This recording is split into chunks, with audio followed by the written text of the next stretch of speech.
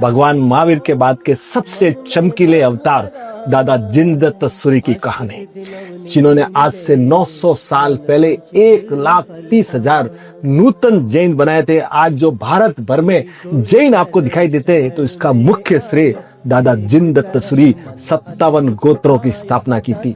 संवत 1132 में धौलका में पिता वासिक शाह और महावाहदेव के पुत्र रत्न का जन्म होता है। सोमचंद्र 9 साल की उम्र में दीक्षा और 1169 आते आते आचार्य पद आचार्य दादा जिनदत्त सूरी विहार करते हुए विक्रमपुर पहुंचते। महामारी का आलम, हजारों लाशें, लोगों में हाहाकार मचा हुआ है। दयालु गुरुदेव अभिमंत्रित जल का छिड़काव करते हैं, पूरी महामारी खत्म हो जाती है। लोग इतने प्रभावित हो जाते हैं कि भारत के इतिहास में भगवान महावीर के बाद पहली बार एक साथ 500 पुरुष और 700 स्त्रियों ने एक साथ 1200 लोगों ने वहां पे दीक्षा ली थी। एक नागदेव नामक श्रावक, उसके मन में आया कि इस युग में सबसे बड़े आचार्य कौन, तो वो युग प्रधान कौन, तो वो जाता है गिरनार और माँ अंबिका की जबरदस्त तपस्या करते हैं।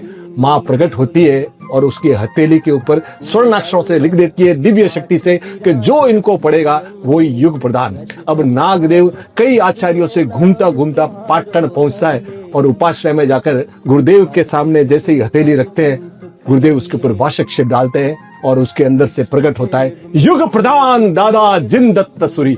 एक बार प्रतिक्रमण चल रहा है, ऊपर से बिजली कड़क रही है, बारिश हो रही है, हजारों लोग प्रतिक्रमण कर रहे हैं। गुरुदेव तो तुरंत उस बिजली को अपने लकड़ी के पात्र में स्तंभित कर देते हैं। तब बिजली देवी उनको आशीर्वाद देती है कि जो भी आपका नाम स्मरण करेगा मैं उसके ऊपर कभी नहीं करूंगी।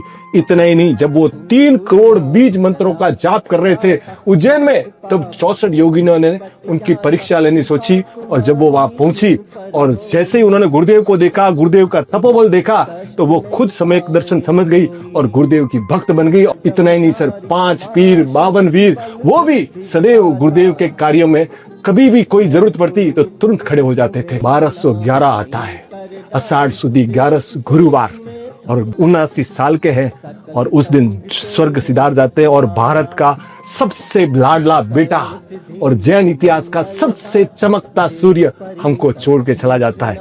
पर जाते जाते भी उनके चमत्कार कैसे, जब उनका अंतिम संस्कार हो रहा था उनकी काया तो जल गई और बच गए उनकी चादर, उनका चोल पट्टा और उनकी मुंह पत्ती, जो आज भी आप 872 साल बाद भी आप जैसलमेर ज्ञान भंडार में आप दर्शन कर सकते हैं। और अभी 6, 7, 8 मार्च को बहुत बड़ा चादर महोत्सव होने जा रहा है। बोलिए चारों दादा गुरुदेव की जय। Thank you sir.